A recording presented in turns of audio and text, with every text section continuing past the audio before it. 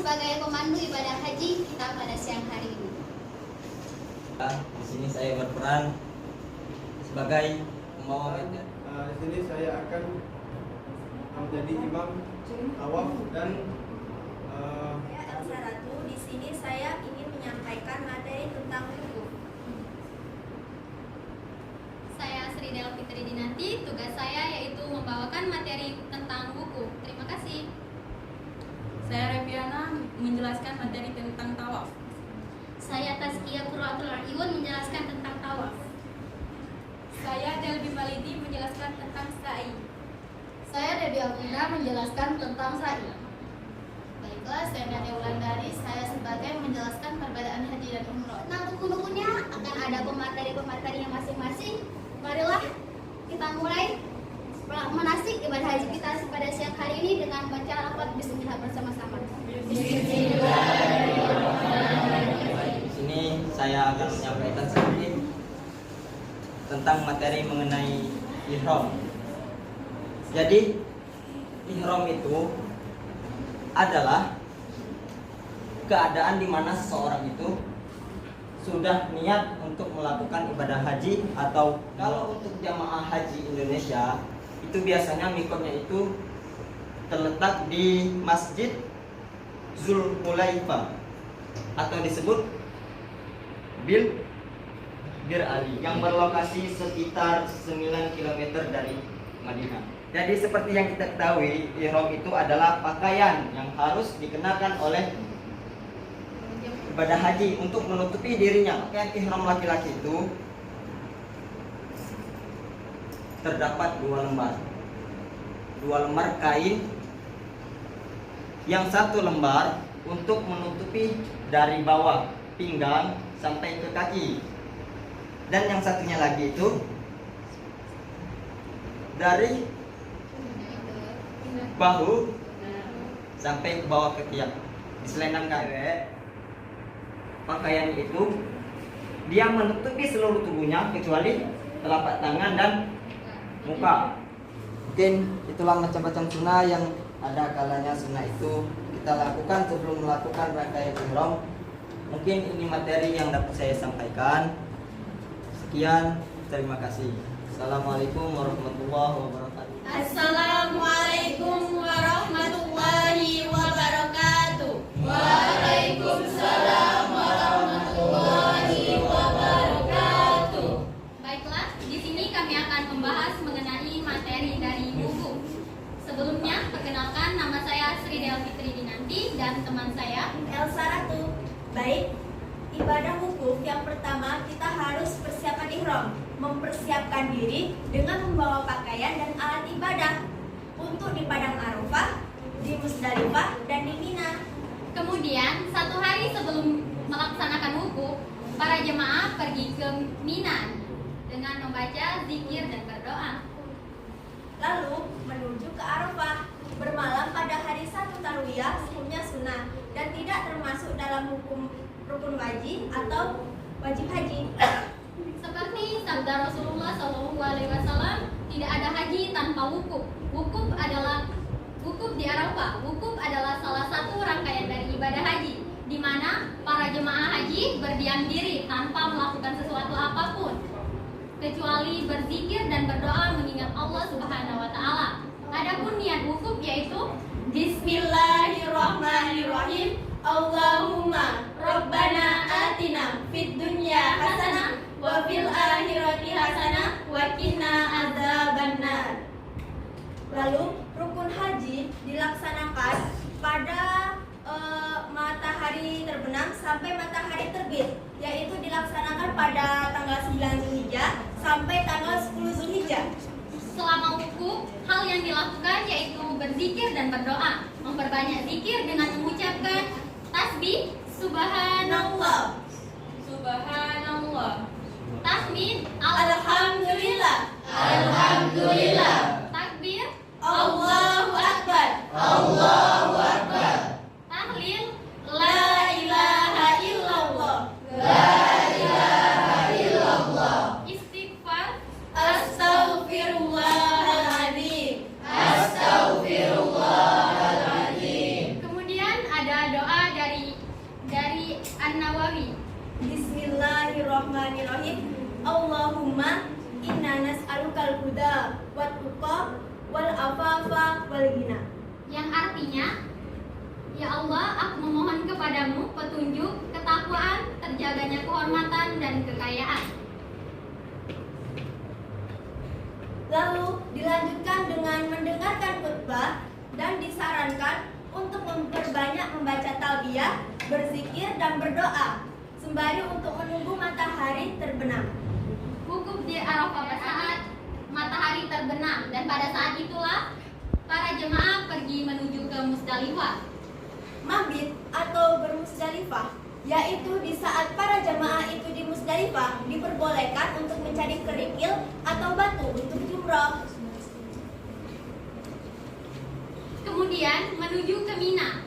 Di Mina boleh menggunakan kendaraan seperti motor, mobil, unta, ataupun dengan cara berjalan kaki, asalkan jemaah tersebut mampu. Jumroh di Mina, tibanya di Mina, menunggu giliran untuk proses jumroh dan mengikuti arahan dari para pembimbing. Tata cara jumroh yaitu melempar kerikil dengan 7 kali lontaran, di mana setiap lontaran itu mengucapkan Bismillahi Allahu Akbar. Kerikil yang dilontarkan itu harus mengenai dinding marmer. Melempar dengan kerikil satu persatu atau melontarnya dengan 7 kerikil sekaligus, maka masih dihitung tetap dengan satu. Bismillahi Allahu Akbar. Lontaran kerikil yang keempat. Bismillahi Allahu Akbar. Kerikil yang kelima. Bismillahi Allahu Akbar. Lontaran kerikil yang keenam. Bismillahi Allahu Akbar. Yang ketujuh. Bismillahi Allahu Akbar. Setelah melontar jumroh selesai, dilanjutkan dengan bertalbiyah. Labbaik Allahumma labbaik, labbaik la syarika laka labbaik, innal hamda wa ni'mata laka wal mulk la syarika lak. Labbaik Allahumma labbaik, labbaik la syarika laka labbaik, innal hamda wa ni'mata laka wal mulk la syarika lak. Labbaik Allahumma labbaik, labbaik la syarika laka labbaik, innal hamda wa ni'mata laka wal mulk la syarika. Yaitu berjalan ke tahallul, yaitu sebagai simbol telah melaksanakannya suatu jumroh. Nah, melaksanakan tahallul itu yaitu dengan cara memotong rambut pada bagian atas. Setelah selesai tahallul awal, para jemaah haji berangkat ke Madinah, ke Mekah untuk melaksanakan proses tawaf. Sekian materi dari kami akhiri. Wassalamualaikum warahmatullahi wabarakatuh. Saya Reviana. Saya di sini menjelaskan materi tentang tawaf bersama teman saya. Saya Tazkiyah Turatul Ayun. Ya, sebelum kita melakukan tawaf, kita akan tahu dulu apa sih itu tawaf. Tawaf adalah ibadah mengelilingi Ka'bah sebagaimana tertuang dalam Al-Qur'an surat Al-Hajj ayat 29, wal tawafu bil atiqi. Artinya hendaklah mereka melakukan tawaf sekeliling rumah yang tua itu, yaitu Baitullah. Surah Al-Hajj ayat 29. Sebelum memulaikan tawaf, jemaah haji dibebaskan dari hadas kecil, hadas besar, maupun yang lain-lainnya dalam keadaan yang kotor. Syarat-syaratnya akan dijelaskan oleh teman saya. Baiklah, saya akan memberitahu apa saja syarat-syarat ketika tawaf. Syarat ketika tawaf itu ada 5, yaitu suci dari hadas, baik hadas kecil maupun hadas besar. Yang kedua, menutup aurat. Yang ketiga, mengelilingi Ka'bah sebanyak 7 kali pemutaran. Apabila salah satu putaran ditinggalkan, maka tawafnya itu dianggap tidak sah. Jika seseorang ragu akan jumlah putaran yang telah dilaksanakan, maka sepatutnya ia mengambil jumlah paling sedikit dari tawaf yang diingat dan melanjutkannya hingga 7 kali putaran. Yang keempat, memulai dan mengakhiri tawaf di Posisi Ka'bah terletak di sebelah kiri ketika tawaf. Oke, syarat-syaratnya sudah dijelaskan oleh teman saya Tazkiyah. Selanjutnya putaran pertama kita membaca doa Subhanallah walhamdulillah wala ilaha illallah wallahu akbar. Nah, ketika kita sudah di Masjidil Haram, bukan berarti kita sudah membaca doa itu dalam sekali putaran, tetapi kita boleh menyelip-nyelipkan doa-doa yang mungkin. Ada keluarga kita menitipkan, semoga dia menitipkan doa.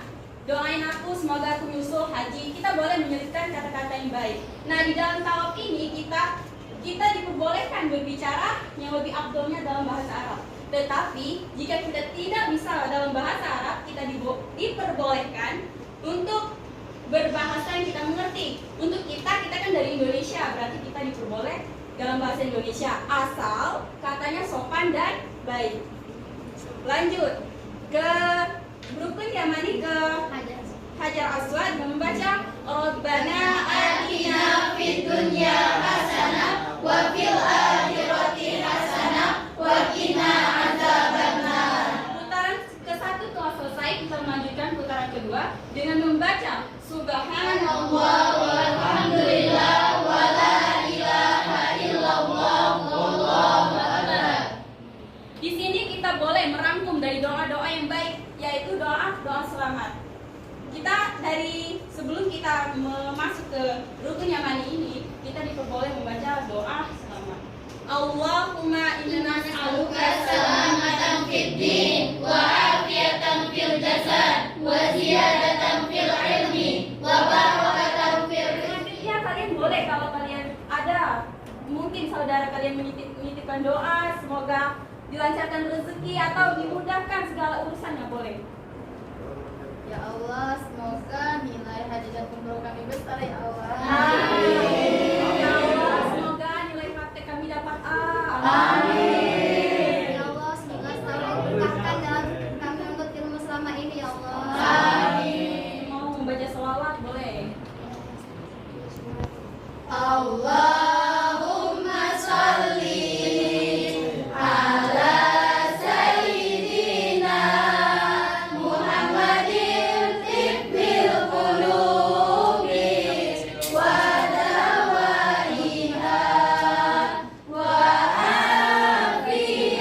afiyatihil abdani wa shifaiha wa nuril absari wa riyaiha wa ala alihi wa sahbihi wa sallim.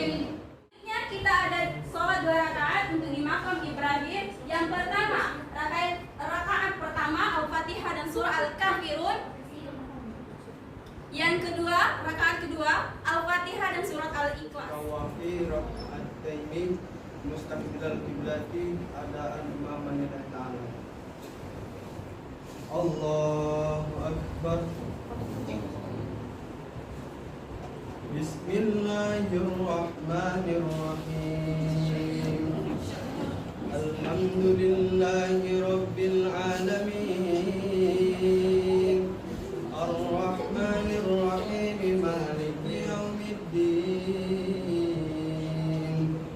Iyyaka na'budu wa iyyaka nasta'in. Ihdinas siratal mustaqim, siratal ladzina an'amta 'alaihim ghairil maghdubi 'alaihim waladdallin.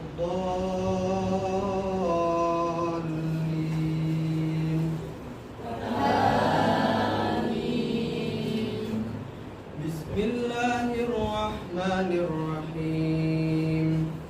Qul ya ayyuhal kafirun la a'budu ma ta'budun wa la antum 'abiduna ma a'budu wa la ana 'abidun ma 'abadtum wa la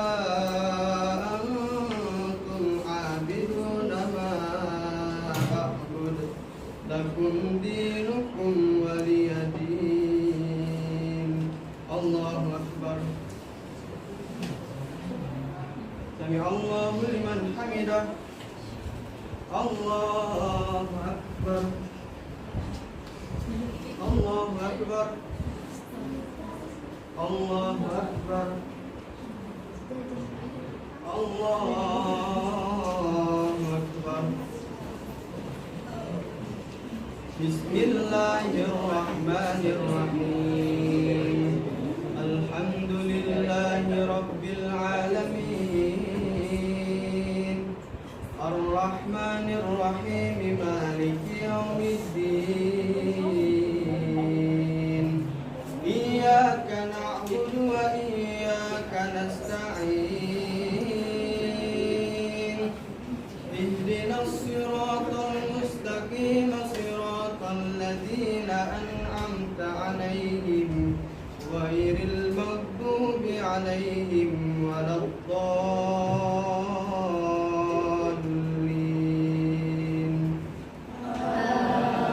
Amin.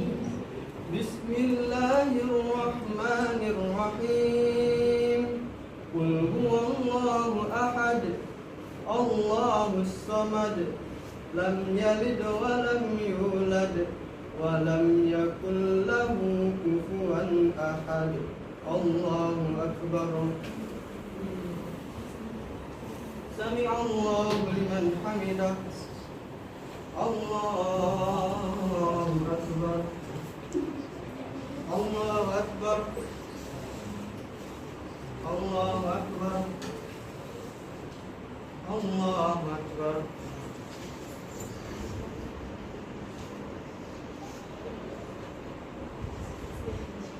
Assalamualaikum warahmatullahi.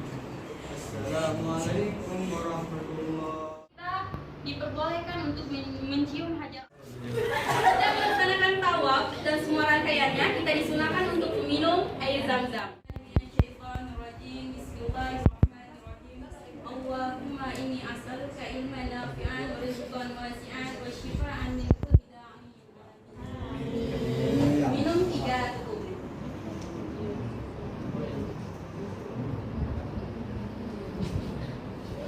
Saya Nerbiana. Dan saya Tazkiyah Qurratul Ayun. Terima kasih atas partisipasinya. Kami ucapkan wassalamualaikum warahmatullahi wabarakatuh. Saya Debbie Alvina. Saya Helmi Malini.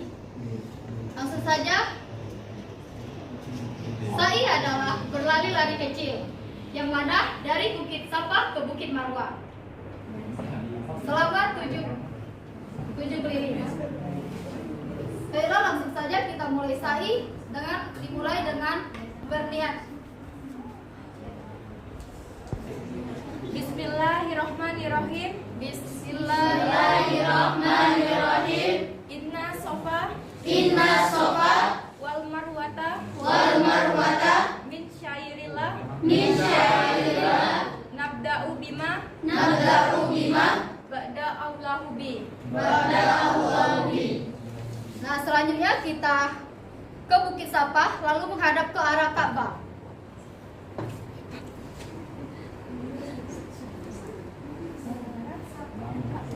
Bismillahirrahmanirrahim. Allahu akbar, Allahu akbar, Allahu akbar walillahil hamd.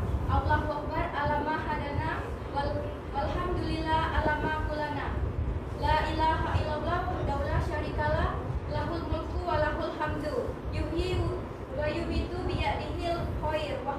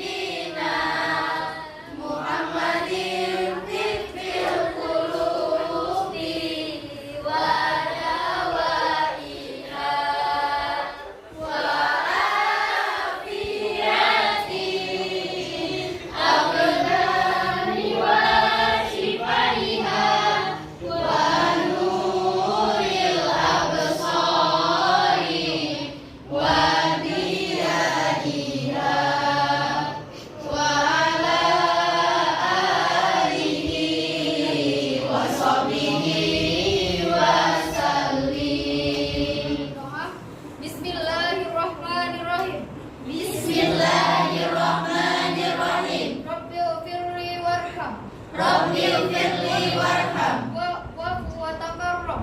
Wa'fu wa takarram. Wa tajazza amma ta'malu. Wa tajazza amma ta'malu. Innaka ta'lamu Innaka ta'lamu ma lana lamu. ma lana lamu. Innaka antallah Innaka antallah ul azul akram. wal azul akram.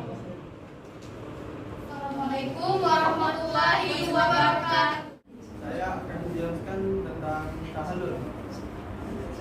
Tahallul itu terbagi menjadi dua, yaitu tahallul awal dan tahallul akhir. Ini adalah tahallul akhir, yaitu untuk laki-laki mencukur rambut sampai habis atau gundul, sedangkan perempuan cukup memotong rambut sekurang-kurangnya 3 helai. Bismillahirrahmanirrahim. Saya letak nilai letak illadhi qada ana manasikana Allahumma zidni ilmanana wa yaqina wa auna waghfir lana wa liwalidayna wa lisairil muslimina wal muslimin. Masih ke waktu kita, mari kita mengetahui apapun itu, mengetahui rangkaian ibadah haji, perbedaan-perbedaannya kepada saudari Nadia. Perkenalkan, nama saya Nadia Wulandari. Saya di sini akan menjelaskan perbedaan haji dan umroh.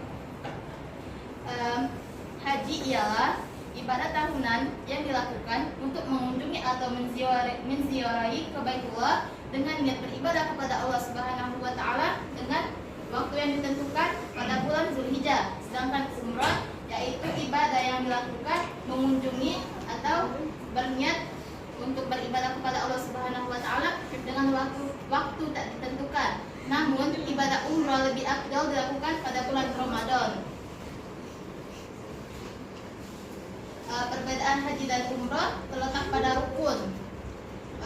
Rukun ibadah haji yang pertama adalah ihram, yaitu berniat beribadah kepada Allah Subhanahu wa taala dimulai dari miqat bagi jamaah haji asal Indonesia. Yang kedua yaitu wukuf. Wukuf adalah di Arafah pada tanggal 9 Zulhijjah hingga subuh tanggal 10 Zulhijjah. Selanjutnya yaitu tawaf menuju ke Masjidil Haram. Setelah itu mengelilingi Ka'bah sebanyak 7 putaran dan dimulai dari Hajar Aswad dan jamaah haji berada di posisi kiri Hajar Aswad. Setelah itu yaitu sa'i, berlari-lari kecil dari Bukit Safa ke Marwah. Dan yang terakhir yaitu tertib. Sedangkan rukun umroh dia sama saja seperti haji, namun yang membedakan kalau haji itu ada wukuf, sedangkan umroh tidak ada wukuf. Terus tuh haji dan umroh memiliki kewajiban masing-masing. Sedangkan ibadah haji memiliki 5 kewajiban. Yang pertama yaitu niat ihram, yang kedua mabit atau menetap atau menginap di Musdalifah pada tanggal 10 Zulhijjah. Yang kedua yaitu mabit atau menginap di Mina mulai dari tanggal 11, 12 dan 13 Zulhijjah. Yang keempat yaitu melempar jumroh. Yang terakhir tawaf wada atau perpisahan sebelum meninggalkan Mekah. Sedangkan wajib umroh hanya 2 macam, yaitu ihram dan menjauhi segala larangan ketika ihram. Setelah itu saya akan menjelaskan perbedaan haji. Haji itu ada 3 macam, ada haji ifrad, haji qiran, dan haji tamattu. Kalau haji ifrad itu yaitu haji dulu baru umroh, misal, tapi mereka di lain waktu. Misal pada tahun ini saya haji, tahun depan saya baru umroh. Itu haji ifrad. Sedangkan haji qiran yaitu haji dan umroh di persamaan waktu, maksudnya barengan pada tahun yang sama. Haji apa? Ifrad. Yang terakhir yaitu haji tamattu, umroh dulu baru haji. Di lain waktu juga, misal tahun ini saya umroh, tahun depan saya baru haji. Terus saya akan menjelaskan pelanggaran apa yang dikenakan dam atau denda, yaitu mencabut, menggunting, atau mengambil sesuatu yang berada di kota Mekah. Itu tidak diperbolehkan. Dan memakai pakaian yang berjahit, atau bagi laki-laki tidak diperbolehkan memakai topi, kopiah, dan semacamnya. Dan tidak boleh mewarnai kuku. Mewarnai kuku tahu kan? dan tidak boleh menggunting kuku dan memakai wangi-wangian. Setelah itu saya akan menjelaskan yang terakhir larangan ketika haji dan umroh.